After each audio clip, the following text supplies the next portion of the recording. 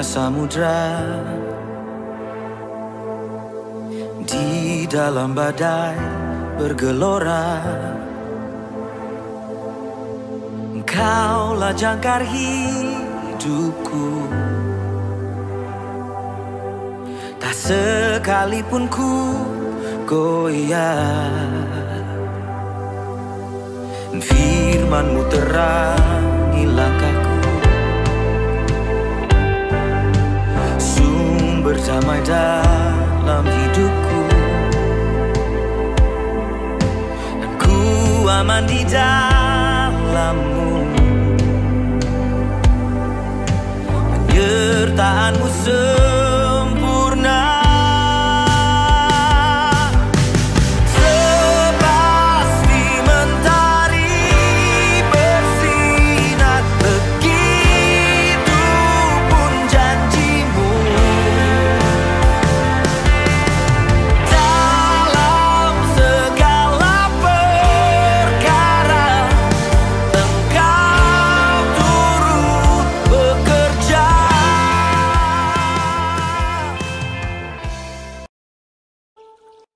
Deklarasi siswa terang bangsa.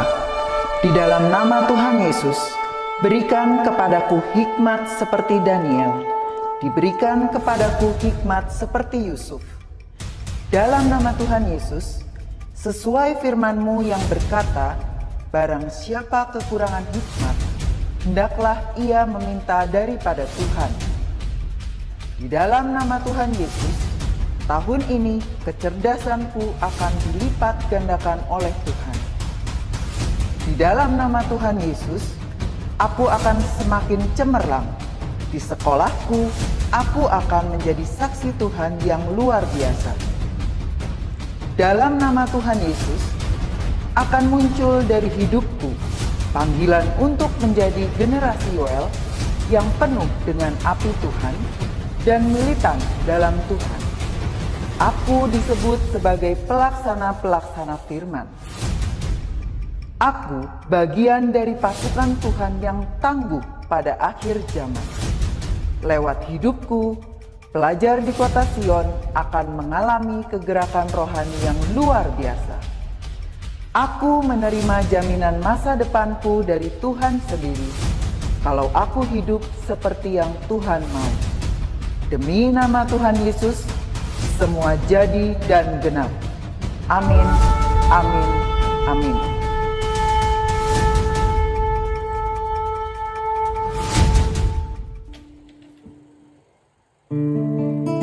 Halo, shalom adik-adik, selamat pagi semuanya. Sebelum kita mendengarkan sebagian dari firman Tuhan, kakak ajak untuk kita semua sama-sama sembah Tuhan. Kita katakan terima kasih Tuhan untuk setiap anugerah-Mu Tuhan. Kau sangat baik untuk setiap kami Tuhan. Terima kasih Tuhan.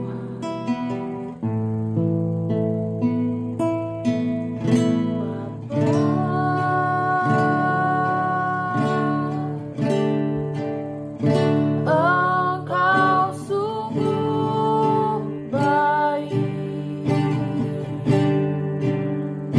kasih-Mu melimpah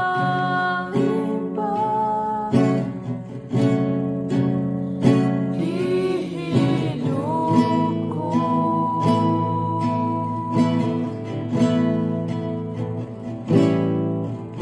Bapa,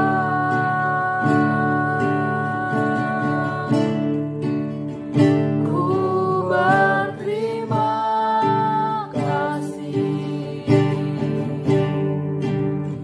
berkat-Mu hari ini yang Kau sediakan bagiku. Naikkan syukurku, naikkan syukurku. Terima kasih Tuhan buat hari yang Kau beri. Ya Tuhan, tak ada habis-habisnya Tuhan kami mengucap syukur Tuhan untuk setiap anugerah-Mu. Kasih dan rahmat-Mu, terima kasih Tuhan. Selalu baik.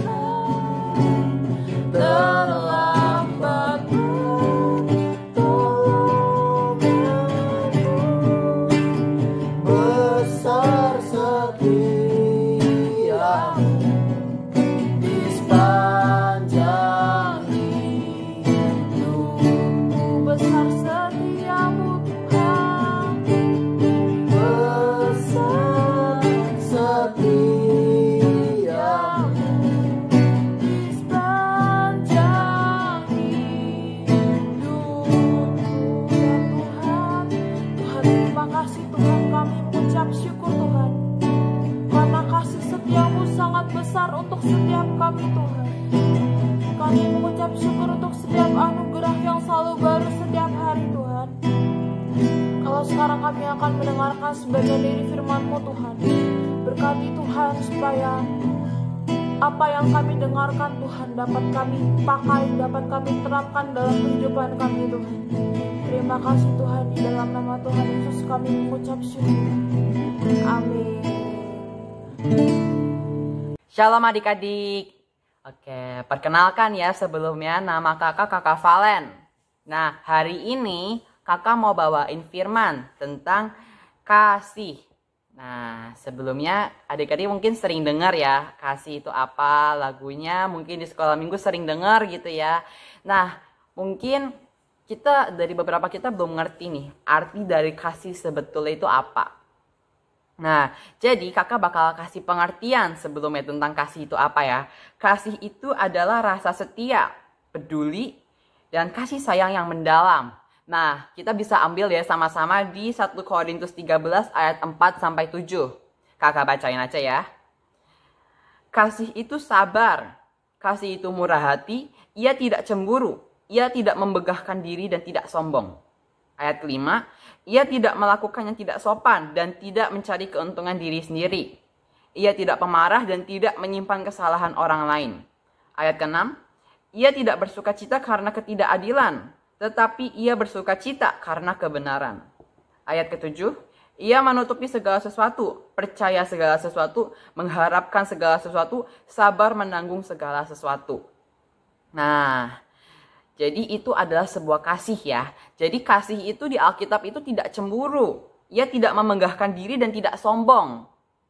Ia juga tidak melakukan hal-hal yang tidak sopan. Kayak mungkin hal-hal yang mungkin adik-adik sering lakuin. Atau mungkin hal yang gak sopan, mungkin sesuatu lah. Ya mungkin adik-adik sendiri udah tahu ya hal-hal yang gak sopan apa gitu. Nah, tapi di sini kita mau belajar tentang kasih dan cara menerapkannya di kehidupan sehari-hari. Nah, contoh kasih itu apa sih Kak? Contoh kasih itu pengorbanan Yesus di kayu salib itu adalah sebuah contoh dari kasih. Kasih itu adalah contohnya ya. Itu kayak Tuhan Yesus mati di kayu salib. Itu adalah sebuah contoh yang paling simpel, yang paling gampang. Kayak Tuhan Yesus mati di kayu salib.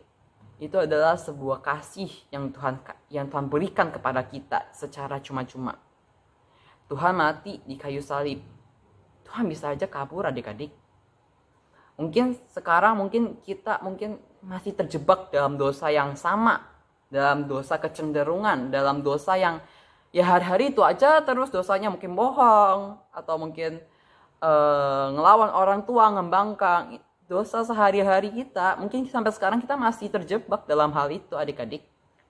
Tapi karena Tuhan sudah mati di kayu salib, dosa kita diampuni semua. Dan itu adalah contoh dari kasih yang paling simpel. Tuhan tidak mementingkan dirinya sendiri. Itu adalah salah satu contoh dari kasih juga ya adik-adik ya.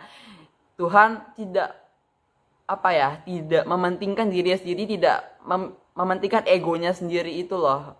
Itu salah satu contoh dari sebuah kasih. Itu adik-adik. Oke, jadi gimana cara kita menerapkan kasih dalam kehidupan kita sehari-hari? Mungkin bingung ya. Gimana sih Kak cara menerapkannya itu dalam kehidupan sehari-hari itu gimana? Nah, yang pertama, jangan membalas kejahatan dengan kejahatan. Nah, biasanya kalau orang dunia itu kan biasanya api harus dibalas dengan api. Tapi kita sebagai anak-anak terang, api harus dibalas dengan air. Nah, kita buka sama-sama di Roma 12 ayat 17. Roma 12 ayat 17. Kakak bacain ya. Jangan membalas kejahatan dengan kejahatan. Lakukanlah apa yang baik bagi semua orang. Nah, dulu kakak punya satu sharing nih, satu kesaksian ya. Jadi dulu kakak waktu SD ya, waktu lagi SD kakak tuh diejekin. Kakak tuh dibully. Nggak dibully juga sih, tapi lebih ke arah mereka tuh ngejauhin kakak dan mereka ngejekin kakak. Ya ejekannya apa itu sangat menyakitkan dalam hati kakak. Itu membuat sebuah luka. Dan itu berlanjut ya sampai SMP Dan akhirnya ya mereka tuh kayak menganggap kakak ya orang seperti ini. Jadi kayak misalkan nama yang terlintas dalam pikiran mereka, oh Valen, oh orangnya, oh Valen yang kelas itu ya, yang orangnya kayak gini ya. Oh gitu, pasti kayak first impressions mereka pasti begitu. Jadi itu membuat sebuah luka dan itu membekas dalam hati kakak. Dan akhirnya dari hari ke hari akhirnya kakak bertemu dengan satu pribadi, yaitu siapa? Ya, itu Yesus sendiri. Tuhan mengajarkan kepada kita di Alkitab untuk tidak membalas kejahatan dengan kejahatan. Kakak bisa aja kayak kakak bisa aja membalas mereka semua gitu loh. Perbuatan-perbuatan mereka itu bukan perbuatan yang baik gitu loh. Tapi Tuhan mengajarkan janganlah engkau membalas kejahatan dengan kejahatan gitu loh. Dan akhirnya hari demi hari kakak mulai mengampuni mereka dan kakak tidak membalas kejahatan itu. Kakak bisa aja sih balas mereka gampang. Cuman Tuhan mengajarkan kepada kita di Alkitab untuk tidak membalas kejahatan dengan kejahatan. Nah, lanjut ke poin yang kedua ya. Ampunilah musuh-musuh kita. Kita ambil dari Matius 5 ayat 44. Kakak bacain lagi aja ya. Tetapi aku berkata kepadamu, kasihilah musuhmu dan berdoalah bagi mereka yang menganiaya kamu. Kasihilah musuhmu. Kasihilah musuhmu, musuh kita loh. Kayak itu adalah sebuah hal yang sulit ya. Kayak kita mengasihi musuh kita, yang bahkan kita kayak ngeliat mukanya aja kayak udah gedek gitu ya. Kayak apa sih gitu kan. Cuman hari ini Tuhan mengajarkan kepada kita, ampunilah musuh-musuh kita. Sama seperti waktu itu kakak ya. Kakak harus mengampuni musuh kakak yang udah ngecekin kakak. Itu adalah sebuah hal yang sulit. Itu adalah sebuah hal yang gak mudah untuk kita praktikkan dalam kehidupan sehari-hari. Kayak mereka udah jahat ke kita. Kayak mereka udah membuat hidup kita ini kerasa kayak mungkin sengsara atau gimana. Cuman mau gak mau kita harus mengampuni mereka gitu. Itu adalah sebuah hal yang sulit ya adik-adik buat kita lakukan gitu. Itu adalah sebuah hal yang sulit. Tapi Tuhan mengajarkan kepada kita, ampunilah musuh-musuhmu, kasihilah musuh-musuhmu. Ya, biarkanlah itu keluar dari diri kita masing-masing. Oh ya Tuhan, aku mau mengasihi musuh-musuhku.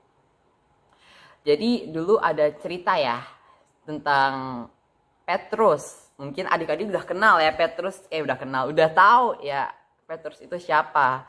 Di Alkitab juga ini sering banget disebutin di Perjanjian Baru. Jadi ceritanya ketika Tuhan Yesus ditangkap, Petrus menyangkal Tuhan Yesus selama 3 kali. Petrus menyangkal Tuhan Yesus selama 3 kali. Bayangin, Tuhan sebelumnya udah ngasih tahu, Petrus kamu nanti bakal nyangkal aku 3 kali setelah ayam berkokok ya. Dan Petrus cuma bilang, enggak Tuhan, aku gak akan menyangkal engkau, aku mau mengikuti engkau. Tapi kenyataannya, Petrus mengkhianati Tuhan. Sebuah bongkahan batu ya, yang menghantam hati Tuhan sendiri. Sakit rasanya ya, sahabat kita kayak, bayangin deh, sahabat kita, teman kita gitu ya, mengkhianati kita. Rasanya sakit banget, kayaknya kayak ditusuk dari belakang. Tapi Tuhan waktu itu cuma berkata, aku mau menemui dia. Karena aku sudah mengampuninya. Karena aku mencintainya. Karena aku mengasihinya. Itu adalah salah satu contoh adik-adik. Salah satu contoh yang bisa kita terapkan. Yang bisa kita contoh. Yang bisa kayak kita terinspirasi. Ya, kita tuh kayak bisa, oh iya, Tuhan aja mengajarkan kepada kita buat mengasihi. Karena Tuhan sendiri sudah mengasihi kita. Karena Tuhan aja udah mencontohkan, kayak aku mengasihi Petrus. Aku gak membalas dia dengan kejahatan. Aku gak membalas dia karena aku mencintai dia. Itu adalah salah satu contohnya adik-adik. Mungkin sulit, mungkin gak mudah gitu buat hidup kita. Tapi hari ini Tuhan berkata, nak, maukah engkau mengampuni setiap orang yang sudah bersalah dengan engkau. Karena adik-adik, kalau kita sendiri nggak mau mengampuni ya, Tuhan sendiri nggak akan mengampuni dosa-dosa kita. Jadi mulai sekarang belajar mungkin siapa yang sudah membuat kita sakit hati, mungkin sahabat kita, teman-teman kita, atau mungkin orang tua kita yang sudah menorehkan luka itu dalam hati kita. Kekecewaan itu dalam hati kita. Cuman hari ini Tuhan berkata, nak, maukah engkau mengampuni mereka semua yang sudah bersalah kepada engkau? Maka aku akan mengampuni engkau juga. Maka aku akan mengampuni dosa-dosa engkau. Karena jika engkau mengampuni, maka aku mengampuni dosa-dosamu juga. Kita lanjut ke poin ketiga. Kasih itu ringan tangan atau suka membantu orang lain. Kasih itu ringan tangan. Ringan tangan itu gimana ya? Maksudnya kayak ketika ada, mungkin contoh yang paling mudahnya ya, kayak misalkan ada guru nih yang bawa barang kayak banyak banget gitu, kayak kesulitan banget gitu ya. Cuman maukah adik-adik kayak berkata, oh bu, sini saya aja yang bawa, bu sini saya tolong. Ringan tangan dan suka membantu orang lain. Mungkin kalau misalkan ada yang kesulitan, kayak teman-teman adik-adik yang mungkin kesulitan ngerjain PR, adik-adik mungkin bisa kayak, sini aku bantu gitu. Ringan tangan atau suka membantu orang lain, itu salah satu contoh juga dalam kasih. Jadi adik-adik, hari ini kita belajar 3 poin ya, yaitu yang pertama apa? Jangan membalas kejahatan dengan kejahatan. Yang kedua, ampunilah musuh-musuh kita. Dan yang ketiga, ringan tangan atau suka membantu orang lain. Mari kita sama-sama menerapkan ya, kasih itu dalam kehidupan kita sehari-hari. Mungkin rasanya sulit ya, apalagi mengampuni musuh-musuh kita ya. Rasanya kayak sulit, mungkin mereka udah bikin hati kita kecewa. Mereka sudah buat hati aku kecewa kak. Mereka sudah membuat hati aku ini penuh dengan luka. Tapi hari ini Tuhan berkata, ampunilah musuh-musuhmu. Karena kalau kita nggak mengampuni mereka, Tuhan juga nggak akan mengampuni dosa-dosa kita adik-adik. Maka hari ini kita sama-sama belajar buat sama-sama mengampuni musuh-musuh kita dan jangan membalas kejahatan dengan kejahatan. Itu adalah sebuah kasih. Nah, di 1 Korintus 13 ayat 1. Jadi di sini diterangkan ya. Sekalipun aku dapat berkata-kata dengan semua bahasa manusia dan bahasa malaikat, tetapi jika aku tidak mempunyai kasih, aku sama dengan gong yang berkumandang dan canang yang gemerincing. Sekalipun aku mempunyai karunia untuk bernubuat dan aku mengetahui segala rahasia dan memiliki seluruh pengetahuan, dan sekalipun aku memiliki iman yang sempurna untuk memindahkan gunung, tapi jika aku tidak mempunyai kasih, aku sama sekali tidak berguna. Dan sekalipun aku membagi-bagikan segala sesuatu yang ada padaku, bahkan menyerahkan tubuhku untuk dibakar, tetapi jika aku tidak mempunyai kasih, sedikit pun tidak ada faedahnya bagiku.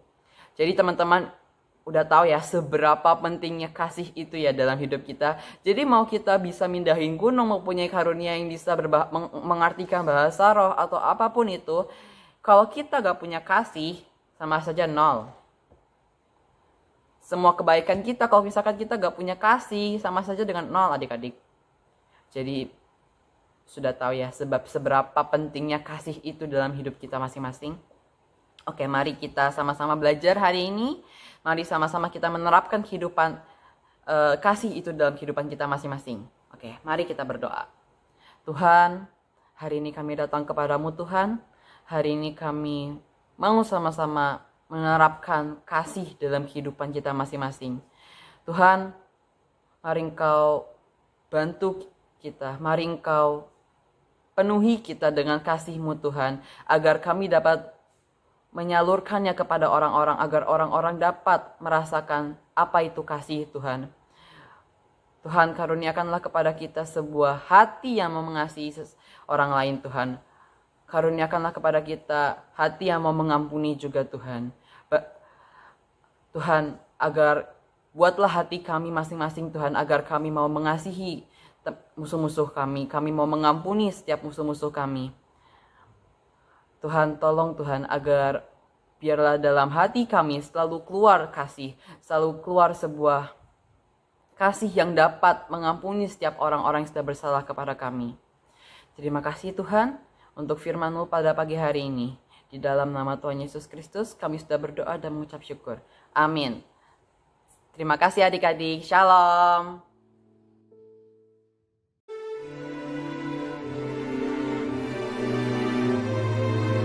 Mazmur 91 ayat 1-16. Dalam lindungan Tuhan. Orang yang duduk dalam lindungan yang maha tinggi dan bermalam dalam naungan yang maha kuasa akan berkata kepada Tuhan, tempat perlindunganku dan kubu pertahananku, Allahku yang kupercayai. Sungguh, Dialah yang akan melepaskan aku dari jerat penangkap burung, dari penyakit sampar yang busuk. Dengan kepaknya, Ia akan menudungi engkau. Di bawah sayapnya engkau akan berlindung. Kesetiaannya ialah perisai dan pagar tembok. Engkau tak usah takut terhadap kedahsyatan malam, terhadap panah yang terbang di waktu siang, terhadap penyakit sampar yang berjalan di dalam gelap, terhadap penyakit menular yang mengamuk di waktu petang. Walau 1000 orang rebah di sisimu dan 10.000 di sebelah kananmu, tetapi itu tidak akan menimpamu. Engkau hanya menontonnya dengan matamu sendiri dan melihat pembalasan terhadap orang-orang fasik. Sebab Tuhan, Ialah tempat perlindunganmu, yang maha tinggi telah kau buat tempat perteduhanmu. Malapetaka tidak akan menimpa kamu, dan tulah tidak akan mendekat kepada kemahmu. Sebab malaikat-malaikatnya akan diperintahkannya kepadamu untuk menjaga engkau di segala jalanmu. Mereka akan menatang engkau di atas tangannya, supaya kakimu jangan terantuk kepada batu. Singa dan ular tedung akan kau langkahi.